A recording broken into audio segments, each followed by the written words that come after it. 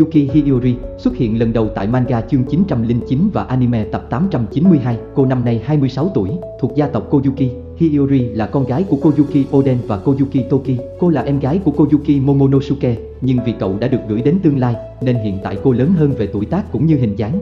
Để che giấu danh tính của mình khỏi sự truy sát của Orochi, shogun hiện tại của Wano, Hiyori đã lấy danh tính là Komurasaki, làm việc như một Oran ở ngay bên cạnh hắn. Tuy nhiên, cô đã bị giết bởi Kiyoshiro sau một lần chọc giận Orochi. Sau đó mọi chuyện được tiết lộ rằng chỉ là dàn dựng mà thôi. Điều này giúp cho nhân vật Komurasaki biến mất khỏi Wano, thay vào đó là Koyuki Hiyori.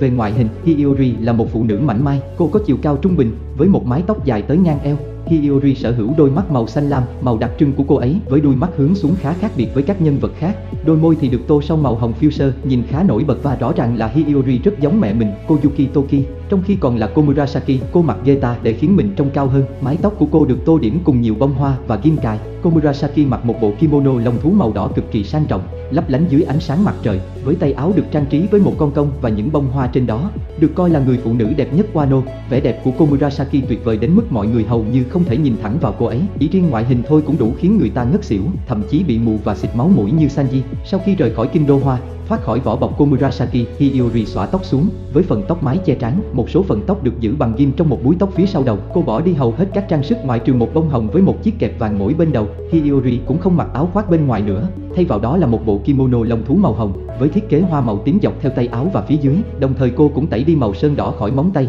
Chúng ta cũng được thấy hình dáng hồi nhỏ của Hiyori qua phần hồi tưởng liên quan đến Oden. Khi lên 6 tuổi, cô ấy đã để kiểu đầu bóp, với màu tóc lẫn màu mắt giống như hiện tại. Về tính cách, niềm tự hào của Hiyori được thể hiện qua câu nói: nếu tôi tin rằng mình đúng về điều gì đó thì không có lý do gì để tôi lùi bước cả. Hiyori là một người phụ nữ rất mạnh mẽ, không chấp nhận lùi bước hoặc thể hiện sự tổn thương trước mặt người khác, vì cô cho rằng là con gái của một samurai thì không được phép như vậy. Ngay cả khi đối mặt với uy quyền, Hiyori cũng không hề sợ hãi, và thậm chí còn tác cả Orochi, shogun hiện tại của Wano, bất chấp những hậu quả khôn lường sau đó. Với cô, thà bị giết còn hơn là phải sống một cuộc đời phục tùng kẻ khác. Vì lòng kiêu hãnh, cô đã không khóc khi nghĩ đến việc đoàn tụ với anh trai, và nói rằng là con gái của một samurai thì không được khóc. Mặc dù vậy, cô đã khóc khi Ieyasu bị giết và cả khi cô đoàn tụ với Kawamatsu, người đã từng che chở cho cô ấy sau khi cha mẹ mất. Tuy nhiên, Hiyori nổi tiếng với những hành động xấu hồi còn mang danh là Komurasaki. Hồi đó, cô có vẻ là một người phụ nữ tham lam vật chất cũng như là kẻ chuyên thao túng người khác. Sau khi lừa thành công nạn nhân của mình, Komurasaki đối xử với họ rất lạnh lùng mà không có chút thương cảm hay hối hận nào. Thậm chí còn nói rằng mình khinh thường những người nghèo khổ.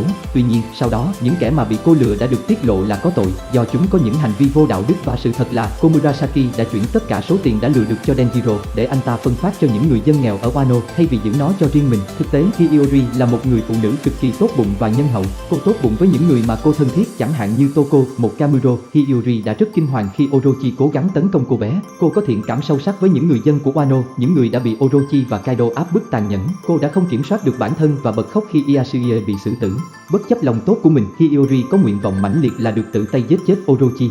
Trong lúc bị Kamajo truy đuổi, Hiyori đã từ bỏ lòng tự trọng của mình, cầu xin Zoro giúp đỡ cô và Toko. Cô ấy khá lịch sự, để thể hiện lòng biết ơn người đã cứu mình. Cô đã đề nghị được chăm sóc Zoro cho đến khi vết thương của anh lành lặn, nhằm mục đích trả ơn, và cô đã thực hiện tương đối tốt điều đó. Tuy nhiên, cô có vẻ khá bất cẩn và hơi rụt rè. Hiyori cũng có vẻ hay chọc ghẹo người khác. Cô đã hỏi Zoro rằng có thấy vui khi được ngủ với cô ấy không. Hiyori có một tình yêu sâu sắc đối với đất nước của mình, vì cô đã từ bỏ thanh kiếm Enma của cha mình để lại, nhằm đổi lấy thanh thu thủy, quốc bảo của Wano. Trước khi Kawamatsu và Zoro rời đi, Hiyori đã chân thành cúi đầu trước hai người, mong họ cố gắng hết sức để cứu Wano khỏi sự áp bức của Orochi. Hiyori cũng yêu âm nhạc, đặc biệt là đàn shamisen. Cô thích chơi nó ngay từ khi còn nhỏ. Theo Kinemon, Hiyori là một cô nàng tomboy, khá sức sượt và thô lỗ, một đặc điểm mà cô được thừa hưởng từ cha mình hồi ông còn nhỏ. Momonosuke nói rằng Hiyori tuy hành động cứng rắn, nhưng khá là mít ướt, nhưng thực tế là giờ cậu nhỏ hơn cô ấy tận 20 tuổi. Trên đây là tóm tắt nhanh về nhân vật Koyuki Hiyori. Xin chào và hẹn gặp lại.